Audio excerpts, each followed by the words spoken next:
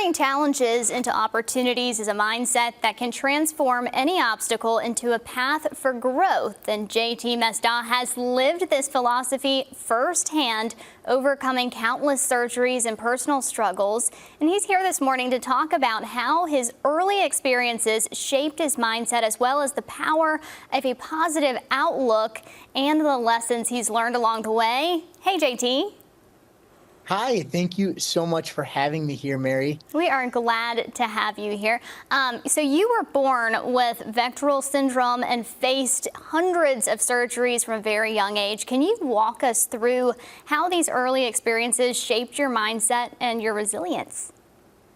Yes, so I had, like you said, vectoral syndrome, which is a birth defect that affects your GI system. So from the top of your esophagus all the way down was compromised for me. And at birth, I was rushed out of the room and immediately tended to with these issues. And so many surgeries on my GI system. I had a colostomy bag for the first few years of my life. Resectioning of my colon and many other GI things as well. But as time continued on, more medical stuff arose from this vectoral syndrome. And so I have had 2 tethered spinal cord repairs where they actually go in and they sever the spinal cord from the sacrum nerves to free that up and to stop some of the problems that I was having with leg pain, loss of bladder control, and other things as well. But I was very blessed with amazing medical professionals in my life to help me and to get me to where I am today. Wow, that is inspiring. Just the fact that you've been able to keep a positive mentality, and despite those challenges that you've faced, you've maintained such a positive outlook. So what role do you think a positive mindset plays in overcoming physical and mental obstacles, would you say? Yes, I think that a positive outlook on life is so important. And, you know, for some, it's not always easy to have that positive mindset in times of struggle and challenges. And that's something I always talk about is finding your tribe, finding those people in your life that are going to be there to support you and to carry you through those challenges. And for me, you know, it starts with the good Lord. My faith is very important to me. And then from there, my parents and my family that surrounds me and the amazing friends and physicians that have been in my life as well.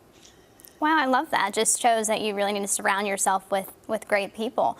How did your experience growing up with dyslexia influence your life and your approach to overcoming challenges?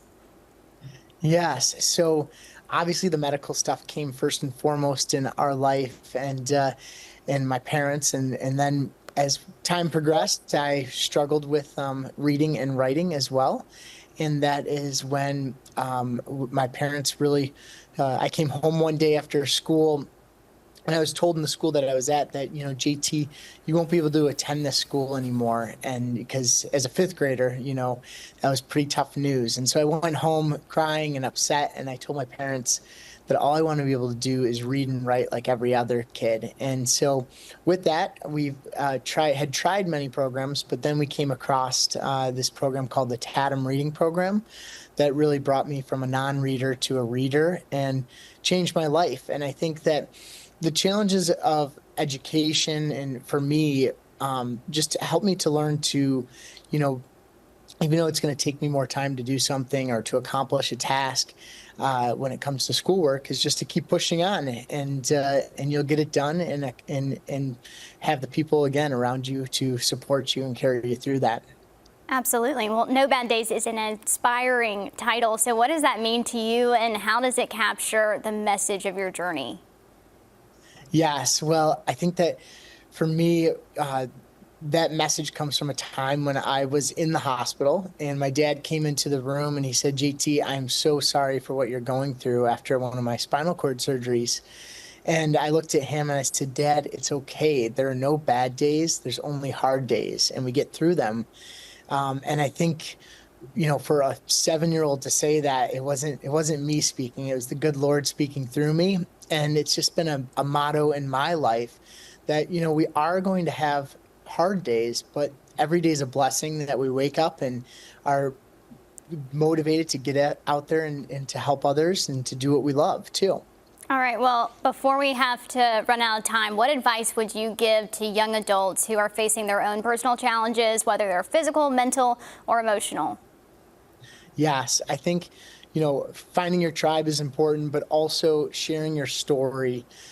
Being able to, for me, to go out there and share what is going on in my life at a young age when I did this with fellow classmates that I, trusted and knew that they could understand. Being able to share this with them allowed them to open up to me and share what is going on in their life. And then it becomes a team effort, and you can get through anything with a solid team behind your back. Absolutely. Well, JT, thank you so much. We are looking forward to learning more about your story. If you want to find out more, head over to our website to learn more about this. Thanks, JT. Mary, thank you so much.